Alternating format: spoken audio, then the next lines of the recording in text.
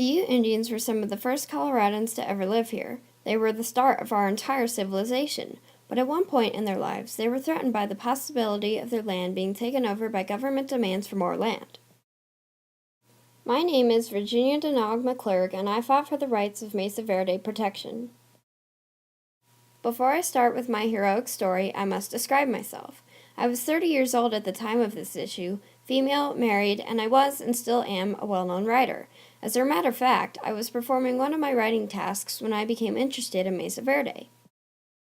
I liked the idea of the Ute Indians living near Mesa Verde, I wanted to preserve Mesa Verde, and I loved winning arguments. I believe that I'm a strong woman and I have the power to get through to people. I am unwilling to back down and I will do whatever it takes to get what I want. I really don't like it when people disagree with my argument, I don't like the government, and I didn't like the unfair rights Colorado had over Mesa Verde.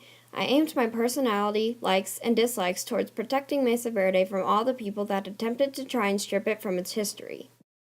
My story begins in Mesa Verde in the state of Colorado.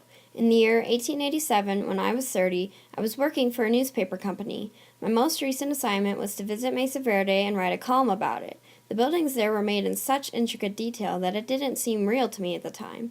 I knew quite a bit of history already about the mystery of the Anasazis' disappearance, so seeing the structures they made in real life amazed me.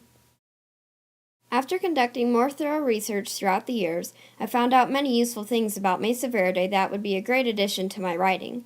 A man named Benjamin Wetherill moved his family to Colorado in 1880 to build Alamo Cattle Ranch.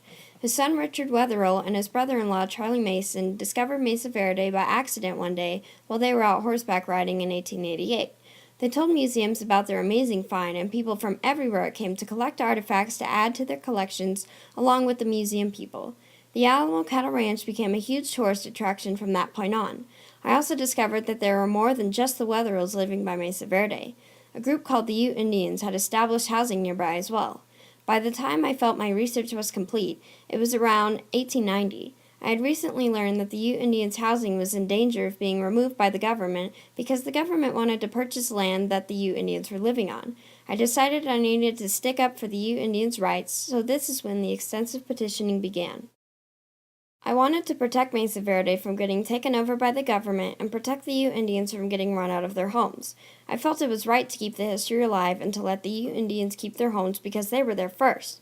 The problem was, no one seemed to want to protect Mesa Verde quite like I did. People back then wanted money and old artifacts, not to preserve history for the rest of the world to later see. I wanted the Ute Indians to not only keep their homes, but the government to not purchase Mesa Verde and give it to the wrong people. The government was determined to obtain land, and the Ute Indians were in their way. I began to enter a standstill as my petitioning to protect Mesa Verde became a more important topic to people. People from many places wanted to hear my argument and see if it was even the slightest bit reasonable. But there was much that conflicted with my arguments. There were many different kinds of people involved, and they all had a different opinion on my statements, so we were almost at a standstill. At this point, most of the public didn't know what side to choose. It was my job to keep coming up with reasons to keep people interested and to make people see my side of the argument. Finally, after years and years of arguing and petitioning, my speeches became well recognized and people began to side with me. I was winning against the government, and I was saving the Ute Indians.